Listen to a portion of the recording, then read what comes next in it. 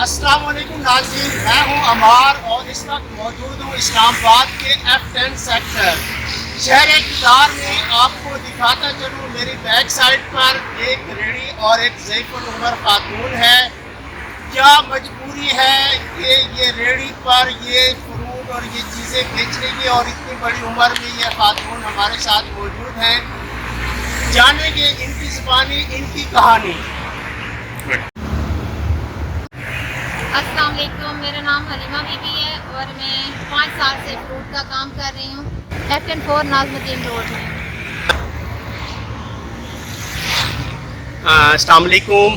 وعلیکم السلام۔ کیا حال ہیں آپ کے؟ جی اللہ کا شکر ہے۔ آپ بتائیں گی، آپ کی کوئی نہ کوئی مجبوری ہوگی جو آپ اسلام آباد میں یہ بیچنے آ گئی ہیں اور ایک ریڑھی لگائی ہوئی ہے، کیا وہ مجبوری ہے؟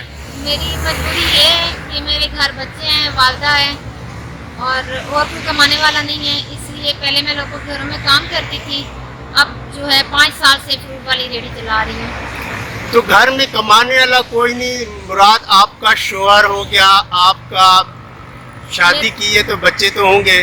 ظاہر سی بات ہے، 4 بچے ہیں میرے، 3 بیٹیاں 1 بیٹا ہے۔ کیا عمر ہے بڑے بچے کی؟ وہ کیا کرتا ہے؟ تقریباً 20 سال ہے۔ 20 سال کا تو نوجوان ہو جاتا ہے نا، تو ضرور اس کو کوئی نہ کوئی ذریعہ معاش یا کمانے کے لیے کوئی۔ پہلے وہ جو ہے وہ ٹیکسیاں چلاتا تھا، اب جو ہے وہ اس کا ایکسیڈنٹ ہوا ہے تو اس وجہ سے وہ نہیں کوئی کام کر سکتا۔ تو آپ نے ہمت کی ہوئی ہے یہاں پہ اپنا جو ہے ذریعہ معاش سے حلال کی روزی روٹی کما رہی ہیں، تو رزق حلال کے بارے میں کیا کہیں گی؟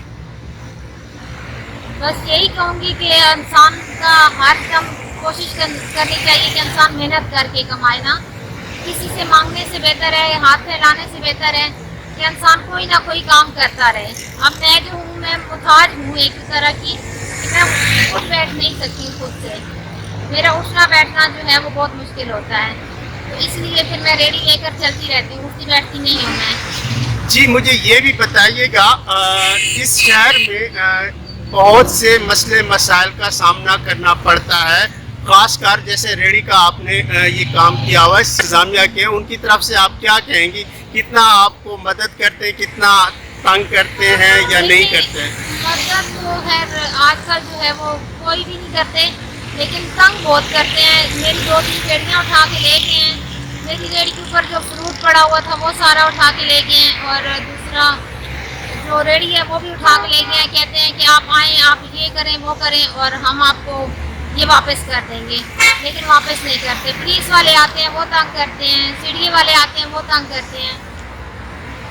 یہ واقعہ کب پیش ہوا جب انہوں نے آپ کو تنگ کیا؟ یہ تقریباً 5 سال سے ہی تنگ کر رہے ہیں۔ اچھا، جی تو اس کے علاوہ ابھی تو آپ آئی ہیں، کس ٹائم سے کس ٹائم تک آپ کہاں کہاں تک یہ ریڑھی لے کر جاتی ہیں؟ میں یہاں پہلے G10 بھی جاتی تھی، G9 بھی جاتی تھی، لیکن اب میں جو ہے وہ ناظم الدین روڈ پہ ہی رہتی ہوں۔ میں اٹھ بیٹھ نہیں سکتی، اسی لیے آرام آرام سے چلتی رہتی ہوں۔ ٹھیک ہے، کتنی آپ کی آمدن ہو جاتی ہے صبح سے شام تک؟ ابھی تک تو ہوئی ہے 300-400 روپیہ ہوئی ہے، ابھی تقریباً 4-5 بج گئے ہیں، میں صبح 11 بجے کی آئی ہوں۔ حکومت کو کیا کہیں گی اسی طرح جو خواتین ہیں جو اپنا روزگار کرنا چاہتی ہیں، ان کے لیے حکومت آپ کو کیا تعاون کرے؟ نہیں، حکومت کا تعاون کرنے کا مطلب یہ ہے کہ انسان خود بھی دیکھے نا کہ حکومت تو اپنے کام کر رہی ہے، لیکن جو ہم انسان ہیں، ہم انسانوں کو ایک دوسرے کی مدد کرنی چاہیے۔ جو حکومت ہے وہ ہر ایک کے گھر تو نہیں آ سکتی نا، ہر ایک کو تو نہیں سڑکوں پہ دیکھ سکتی، لیکن جو دینے والے ہوتے ہیں، اچھے لوگ بھی ہوتے ہیں اور برے لوگ بھی ہوتے ہیں، اور جو ضرورت مند ہوتا ہے اس کو دیکھیں کہ اس کی مدد کریں، ٹھیک ہے؟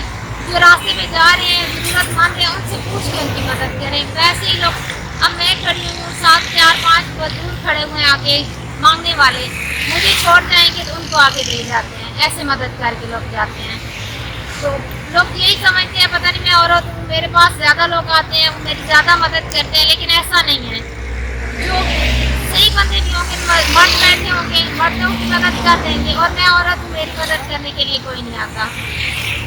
ٹھیک ہے، خدا آپ کی مدد کرے، خدا ان کی انشاءاللہ۔ مدد کرتا ہے جو اپنی مدد آپ کرتے ہیں. بے شک. تو بہت شکریہ وقت دینے کا. Thank you.